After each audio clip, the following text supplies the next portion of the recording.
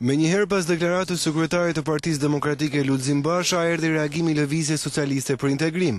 Kryetari i grupit parlamentar të LSI-s Petrit Vasili theksoi se është e drejtë e zotit Basha dhe cili do tjetër si ai që të jap dorëheqjen, duke shtuar se Meta e ka tekaluar planin e dorëheqjeve me kohë.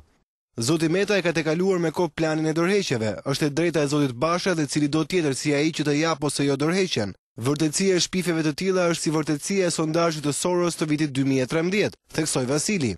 Në vijim të deklaratës së tij, kryetari i grupit parlamentar të LSI-s theksoi se çdo kërkesë e opozitës që do bëhet në rrugë zyrtare do trajtohet me prioritet në Kuvendin e Shqipërisë.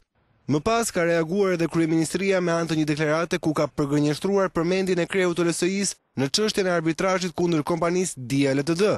Në deklaratën e dalë nga selia e kryeministrisë thuhet se pas publikimit të sotëm të një artikulli në portalin e Reporter.al, Drejtoria e Komunikimit pranë Qeverisë Shqiptare sqaron: në datën 27 gusht 2015, rrjeti investigativ BIRN ka kërkuar një koment të kryeministrit të Republikës lidhur me disa pretendime të pashoqëruara me fakte që gazetarja ngrinte për kryetarin e Kuvendit.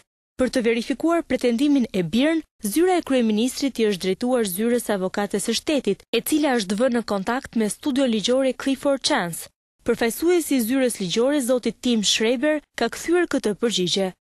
Ndryshe nga ajo që disa gazetarë duket se pretendojnë, OSHE në deklarimet e çështjes në arbitrazh kundër Dia Ltd nuk ka përmendur emrin e zotit Ilir Meta si përfitues i transfertave bankare apo ndonjë praktike tjetër korruptive që lidhet me marrëveshjen për mbledhjen e borxheve mes OSHE dhe Dia Ltd.